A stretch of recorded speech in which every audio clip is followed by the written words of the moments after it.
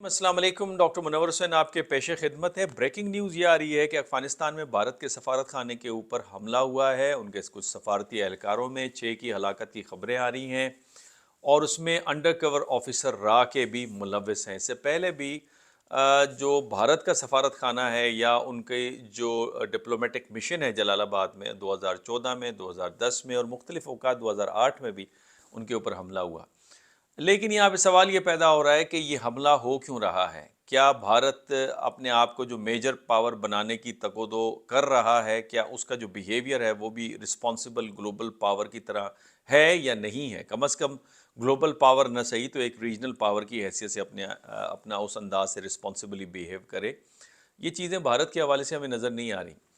بدقسمتی سے بھارت کی جو پالیسیز ہیں جس میں ٹیرر فائنانسنگ ہے اور یہ فیٹ آف رپورٹ دے رہا ہے، یونائٹڈ نیشنز کی اس طرح کی رپورٹس آ رہی ہیں، یا انلیگل ویپنز کی جو ترسیل کا معاملہ ہے اس میں بھی بھارت ملوث ہے۔ اور کہا یہ جا رہا ہے، اندر کی خبر یہ ہے کہ جو چین کے ساتھ بھارت کی ڈیل ہوئی ہے جس میں کچھ ایریا بھی دیا ہے، لیکن وہ دہشت گردوں کی لسٹیں بھی پرووائڈ کی ہیں جن کو بھارت ٹریننگ بھی دے رہا تھا، فائنانسز بھی کر رہا تھا، جو کہ افغانستان سے پاکستان میں آ کے چائنیز کے اوپر حملہ آور ہو رہی تھی، اور اس میں سے کافی ٹارگٹ کلنگ میں مارے گئے ہیں اور کچھ کو پکڑا گیا ہے۔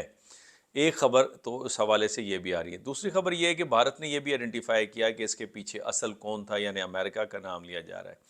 اب اس کی اس کی جو کنفرمڈ جو رپورٹ ہے وہ اس وقت تک میں اسے کنفرم نہیں کر سکا، لیکن یہ ہے کہ یہ خبریں اس طرح کی آ رہی ہیں البتہ۔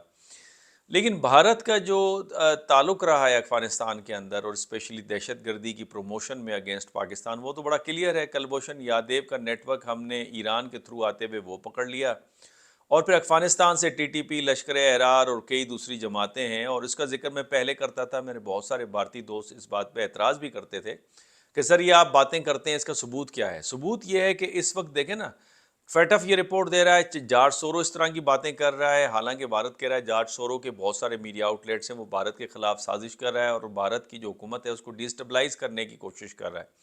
لیکن راہل گاندھی بھی یہ بات کر رہا ہے، امریکہ بھی یہ بات کر رہا ہے کہ جناب آپ کا جو گلوبل ٹیرر اسکواڈ ہے وہ ہمارے شہریوں کو ٹارگٹ کرنے کی سازش میں ملوث ہے، ان کے خلاف انویسٹیگیشن کریں۔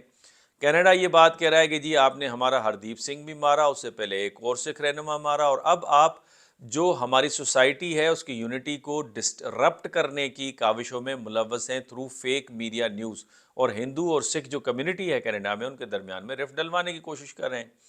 برطانیہ نے بھی کہا ہے کہ جناب آپ ہمارے شہریوں کو ہراس کرتے ہیں، اسپیشلی سکھ شہریوں کو۔ اور پھر سوئٹزرلینڈ نے جو اس وقت جو موسٹ فیورڈ نیشن کا جو اسٹیٹس ہے وہ بھی واپس لے لیا ہے۔ پاکستان بھی وقتاً فوقتاً یہ باتیں کرتا رہا ہے۔ سوال یہ پیدا ہو رہا ہے کہ اس طرح کا جو بیہیویئر ہے، کیا وہ بیہیویئر ایک ریجنل پاور کے ہونے کا ہے جو کہ خواب دیکھ رہا ہے کہ وہ گلوبل پاور ہوگا؟ کیا اس طرح سے بھارت کو فائدہ پہنچے گا؟ میرا خیال ہے کہ جس طرح چائنا کے ساتھ ڈیل کی، اگر بھارت چاہتا ہے کہ خطے کے اندر ایک مضبوط کھلاڑی کے طور پہ ابھرے تو پھر اس کو اپنے پڑوسی ممالک کے ساتھ اچھے تعلقات رکھنے ہوں گے۔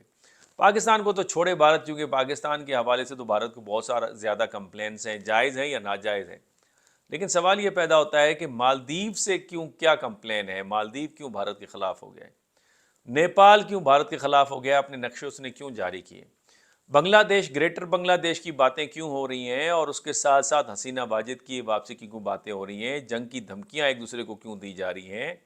اور یہ کیوں کہا جا رہا ہے کہ اگر ہم 13 دنوں میں بنگلہ دیش بنا سکتے ہیں تو 3 دنوں میں اس کو ہم ڈھا بھی سکتے ہیں؟ سری لنکا کے اندر بھارت کے خلاف کیوں نفرتیں ہیں؟ تو یہ پورے ساؤتھ ایشیا کے جو ممالک ہیں وہ ساؤتھ ایشیا کے ممالک کیوں بھارت سے متنفر ہیں؟ اور پھر اب بھارت کی سفارت خانوں اور ان کے سفارتکاروں پہ حملے ہو رہے ہیں افغانستان میں، وہ کیوں ہو رہے ہیں؟ یہ وہ سوال ہے جس پہ بھارت کو غور کرنا ہوگا۔ اگر آپ کسی کے لیے کھڈا کھودیں گے تو اس کے اندر آپ بھی متاثر ہوں گے، آپ بھی گریں گے۔ اور پراکسیز اور ٹیررزم جس نے بھی شروع کیے، پاکستان یعنی جو افغانستان کے حوالے سے جن مجاہدین کو امریکہ کے کہنے پہ سپورٹ کرتا رہا، اس سے ہم متاثر ہوئے ہیں اور اب بھی متاثر ہو رہے ہیں۔ تو یہ کیسے ممکن ہے کہ بھارت بچ پائے گا؟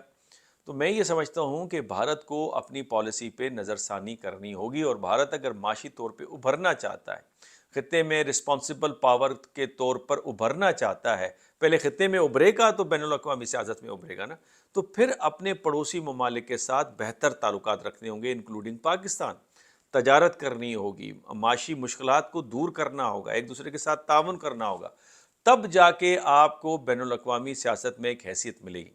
اب تو گلوبل نارتھ بھی آپ کے بارے میں کمپلین کر رہا ہے، ساؤتھ ایشیا میں تو پہلے ہی کمپلین ہے، اس میں کوئی شک نہیں ہے کہ آپ کی کامیابیاں بھی ہیں۔ معاشی طور پہ آپ نے اس وقت تقریباً 5ویں پوزیشن سے آپ تیسری پوزیشن کے لیے جا رہے ہیں، اس میں بھی کوئی شک نہیں ہے کہ آپ نے $600 بلین کے ریزرو جمع کر لیے، اس میں بھی کوئی شک نہیں ہے کہ مڈل ایسٹرن ممالک اسپیشلی کویت کا جو ریسنٹ دورہ ہے اس میں سفارتکارے کے حوالے سے بڑی کامیابی ہیں اور ڈیفنس ڈیلز بھی ہونے جا رہی ہیں۔ لیکن کیا آپ کے اپنے پڑوس کے لوگ خوش ہیں؟ کیا آپ کے ساتھ ممالک تعاون کرنے کے لیے تیار ہیں؟ کیا گلوبل کی پلیئرز جو ہیں وہ آپ کے ساتھ چلنا چاہتے ہیں؟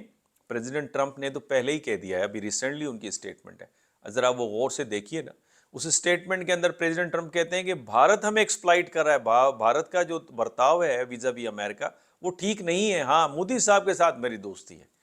کیا مطلب ہے اس کا؟ اس کا مطلب بڑا واضح ہے کہ اس وقت بھارت کے حوالے سے جو پالیسیز ہیں، میجر پاورز کی ڈومیننٹ جو پاورز ہیں وہ اپنی پالیسیز کو ریویو کر رہے ہیں، اور اگر یہی چلتا رہا تو بھارت خطے میں تو تنہا ہوگا، بین الاقوامی سیاست پہ بھی تنہا رہ جائے گا۔